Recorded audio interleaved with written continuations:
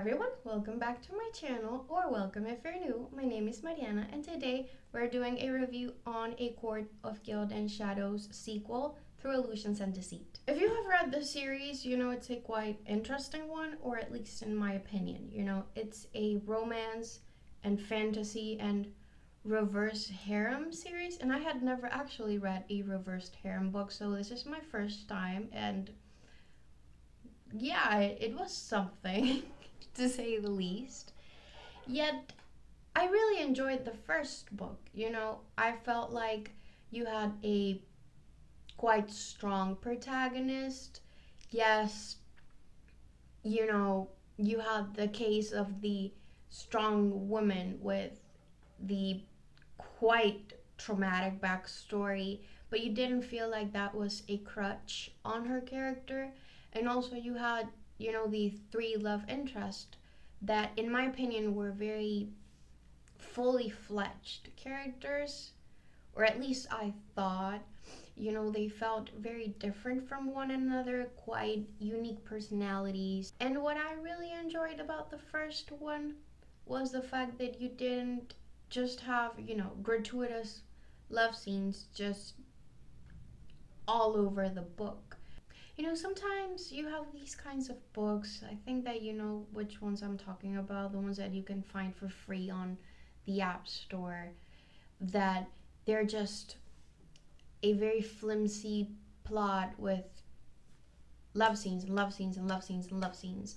In the first book, I didn't feel like that was the case. I felt like there was a very strong and interesting plot that, yes, did have love scenes, but they felt almost justified. You had a lot of build up and tension that at the end just led to that. But it was not just hi and love scene.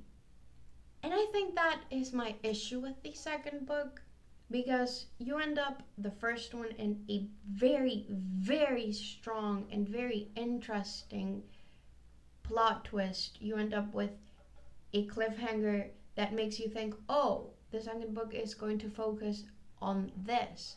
And it never happens.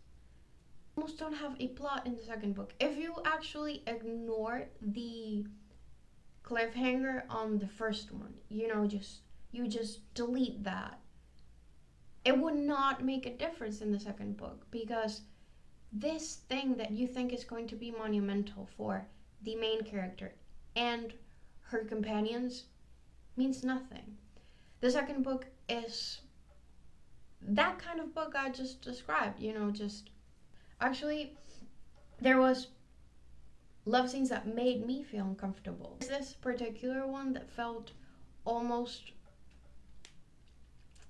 let me find the right way to describe it. It felt almost exploitative, I feel.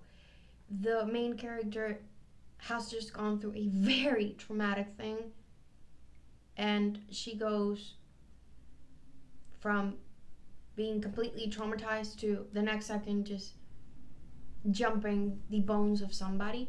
And that particular scene actually made me uncomfortable because it reminded me of this, I don't remember which book it was, but this one scene in one of the 50 Shades of Grey books where they go through this, I believe it was a car chase. Yeah, I think they've just, what was it? I think it was the car chase scene where they just narrowly escape a park in a parking lot and they just, you know, go to town, and it felt very unjustified. This felt kind of like that, but with the trauma aspect, you know, very prevalent in there. And overall, the book just left me wanting more. It left me missing how strong the main character was and how interesting the men that are in love with her were. You know, I wanted backstories, because in the first one you are given little bits and pieces of, you know, the guy's backstory. You are told this guy is this very deadly person. I just see a big teddy bear around her. Where is the deadliness of him?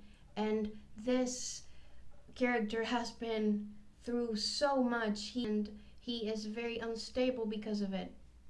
And yet, absolutely nothing is said about how he ended up like that, what was done to him, why certain people act certain ways around him, and you have this other guy who is supposed to be suspicious of everyone and this and that, and to a degree that is justified in the book, but some of his actions feel completely out of the blue.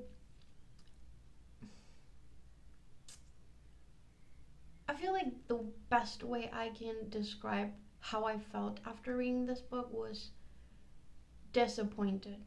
I don't know if I expected a lot more, or if, and I hope that's the case, the two authors are just waiting for the third one to kind of, explain a lot. But it felt pointless. I feel like you could completely erase this book out of the face of the earth and nothing would happen, because I was given nothing in this one. Absolutely nothing. I expected, what I said, some development on the cliffhanger. It's a very, let me emphasize that, it's a very important thing to the main character. It's basically turning, or it's supposed to turn her life upside down, and it doesn't. I think that her choice of breakfast was more important than that in the book. That made me feel like, okay, so why did you do that? What was the reason? Just for a plot twist? Just follow through. Yeah, I'm disappointed. I am annoyed. And I have to wait, I don't know how many months for the last one to drop, because this one dropped 2 weeks ago. So I have to wait. And I don't like waiting.